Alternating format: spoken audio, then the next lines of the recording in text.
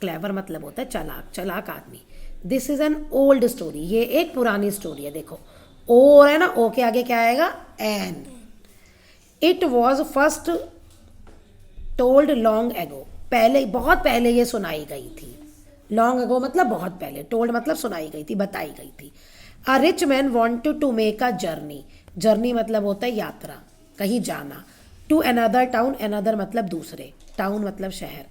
एक आदमी जो है वो दूसरे शहर जाना चाहता था। टू मेक अ जर्नी, वो दूसरी जगह जाना चाहता था। ही वॉज अ बिजनेसमैन, क्यों जाना चाहता था, क्योंकि वो बिजनेसमैन था। He wanted to take things to sell, और वो क्या चाहता था, वो सामान ले जाना चाहता था। थिंग्स मतलब सामान, टेक मतलब ले जाना, और वॉन्टेड मतलब चाहता, सेल मतलब बेचना, टू सेल मतलब बेचने के लिए।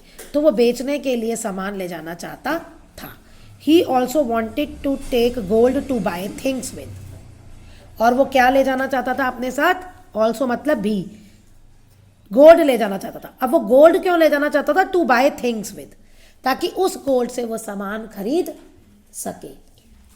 जैसे हम पैसे लेके जाते हैं ना सामान खरीदने के लिए, वो क्या लेके जाना चाहता था, गोल्ड यानी सोना।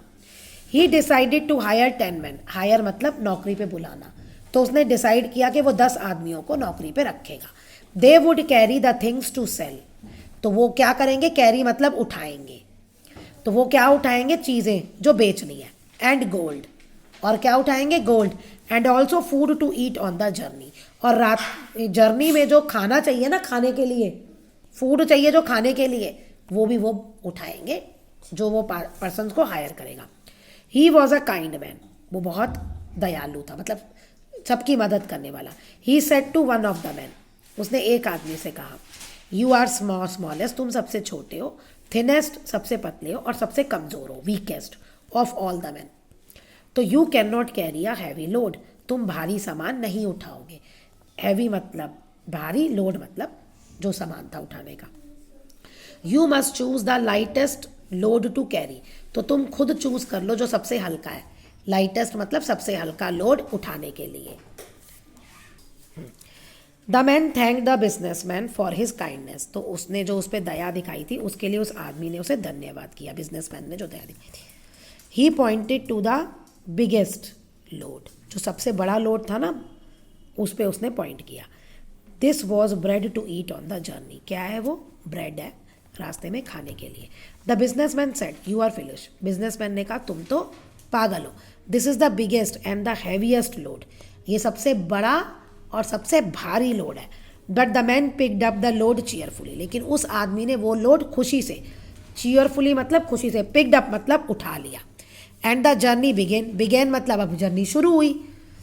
दे वॉकड फॉर 4 आवर्स, वो कितने घंटे चलते रहे, 4 घंटे। Then they stopped for a rest, उसके बाद वो आराम करने के लिए रुके। They ate all the bread, अब सबने वो ब्रेड खा ली।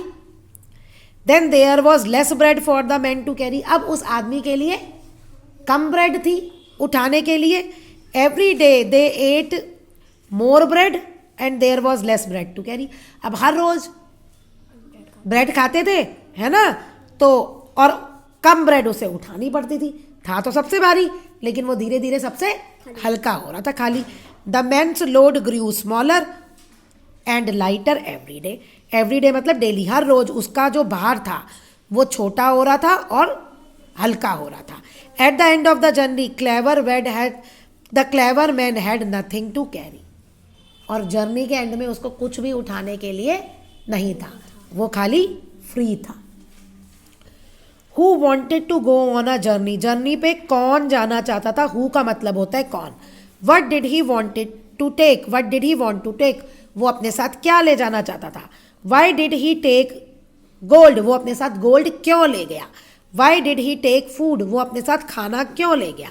How many mens went with him, how many मतलब कितने, कितने आदमी उसके साथ गए। What did the man do, उस आदमी ने क्या किया। What did the clever man carry, clever man ने क्या उठाया था। वाई डिड दे स्टॉप, वो क्यों रुके, रास्ते में वो रुके थे ना तो वो क्यों रुके। What happen to the bread, bread का क्या हुआ। What happen to the man's load, और उस क्लेवर मैन के जो भार था उसका भी क्या हुआ।